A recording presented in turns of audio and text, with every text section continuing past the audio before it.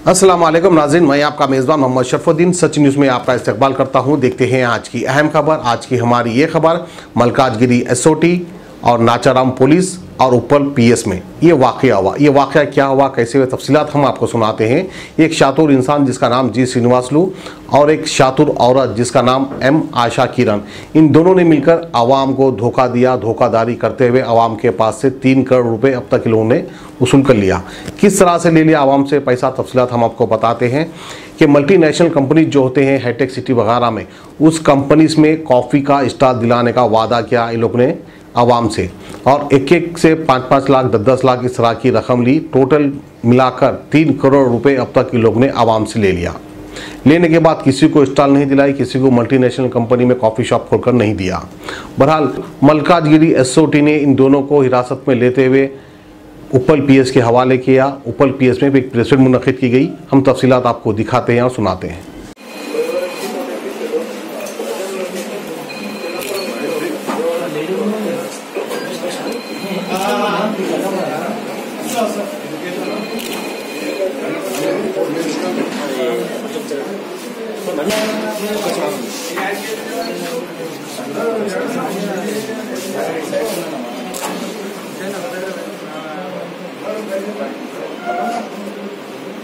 बैठे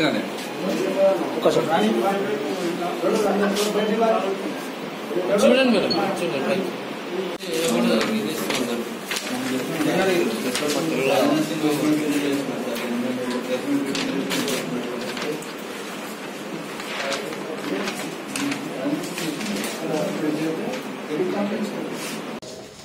ఈ మోసాల ప్రపంచంలో మరి ఇంకో రకం మోసం ఎలా అంటే ఖమ్మం జిల్లా మన ఖమ్మంలో ఉన్న ఒక ఆయన బాగా చదువుకున్నారు.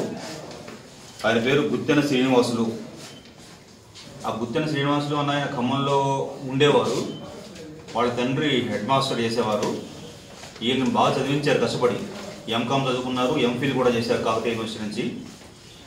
ఆ తర్వాత ఆయన ఖమ్మంలో మంచి కాలేజీలో కూడా పనిచేశారు. ఖమ్మంలో పనిచేయడంతో పాటుగా తర్వాత మలేషియా వెళ్ళారు. కౌలాలంపూర్లో కూడా ఆయన స్టాటిస్టిక్స్ చెప్పారు అక్కడ. అంత మంచి లెక్చరర్ ఆయన. ఆ తర్వాత మళ్ళీ ఏమైందో తిరిగి వచ్చారు. అయితే అక్కడ వచ్చిన తర్వాత ఆయనకి రకరకాల ఏదో వ్యాపారాలు అలాంటి చేద్దాం అనుకున్నాడు. దాంట్లో భాగంగా ఆ కౌలాలంపూర్లో అక్కడ మలేషియాలో అక్కడికి రైస్ మన బియ్యం అంటాం కదా, బియ్యం పంపించడం కూడా మంచి లాభసాటి వ్యాపారం అనుకున్నాడు ఆయన. ఆయన అనుకున్నాడు. తర్వాత నల్గొండ మన ప్రాంతాల నుంచి కూడా వ్యాపారస్తుల్ని వాళ్ళని మాట్లాడి ఇది చాలా లాభసాటి వ్యాపారం, పంపిస్తే బాగుంటుంది అని చెప్పేసి వాళ్ళకు కూడా చెప్పి అక్కడి నుంచి కొంతకాలం బిజినెస్ చేశాడు. అయితే ఏమైంది, తర్వాత ఈ బియ్యం అంతా కూడా ముందు మద్రాసు వెళ్ళడం, చెన్నై వెళ్ళడం, అక్కడి నుంచి ట్రాన్స్పోర్ట్ కావడం జరిగేది, ఎక్స్పోర్ట్ కావడం జరిగేది.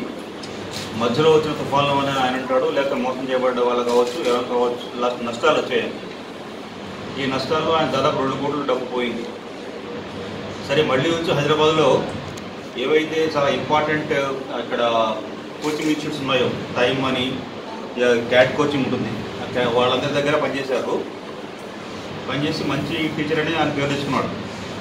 ఇది ఇలా ఉండగా ఇక్కడ ఎప్పుడైతే ఈ రైస్ దాంట్లో నష్టాలు వచ్చాయో వచ్చినప్పుడు ఆయన వాటిని పూడ్చుకోవాలి అంటే ఇంకా మామూలు వ్యాపారాలు లాభం లేదు, కొంచెం ఇంకా మరీ లాభసాటి వ్యాపారం చేయాలి.